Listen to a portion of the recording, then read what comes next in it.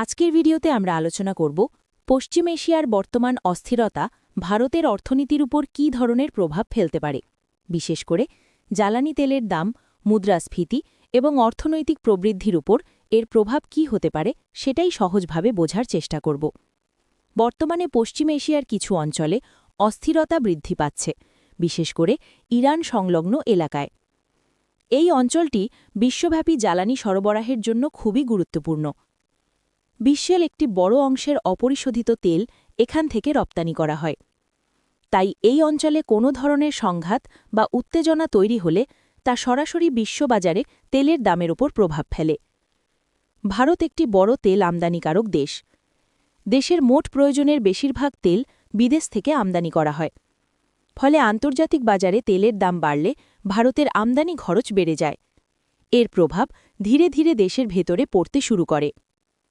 তেলের দাম বাড়লে প্রথমে পরিবহন খরচ বাড়ে, কারণ বাস, ট্রাক, ট্রেন সবই জ্বালানির উপর নির্ভরশীল। পরিবহন খরচ বাড়লে পণ্য পরিবহনের খরচও বেড়ে যায়। এর ফলে নিত্যপ্রয়োজনীয় জিনিসপত্রের দাম বাড়তে শুরু করে।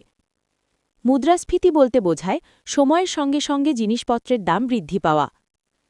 তেলের দাম বাড়লে খাবার, পোশাক, পরিষেবা সব ক্ষেত্রেই খরচ বাড়ে। এর ফলে সাধারণ মানুষের দৈনন্দিন ব্যয় বেড়ে যায়।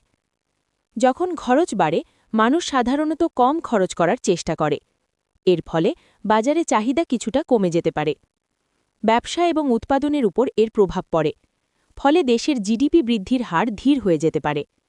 এই ধরনের পরিস্থিতি মোকাবেলার জন্য সরকার বিভিন্ন পদক্ষেপ নিতে পারে, যেমন বিকল্প জ্বালানি উৎসের ব্যবহার বাড়ানো, তেলের আমদানির উৎস বৈচিত্র্যময় করা এবং মুদ্রাস্ফীতি নিয়ন্ত্রণে নীতি গ্রহণ করা। এছাড়া দেশের অভ্যন্তরীণ চাহিদা শক্তিশালী থাকলে অর্থনীতি কিছুটা স্থিতিশীল থাকতে পারে।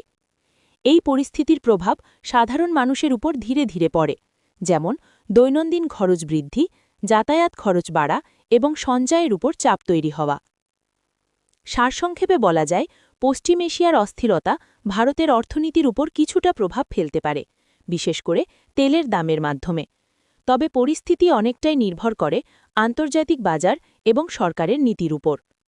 এই বিষয়টি নিয়ে আপনার মতামত জানাতে পারেন কমেন্টে। ধন্যবাদ।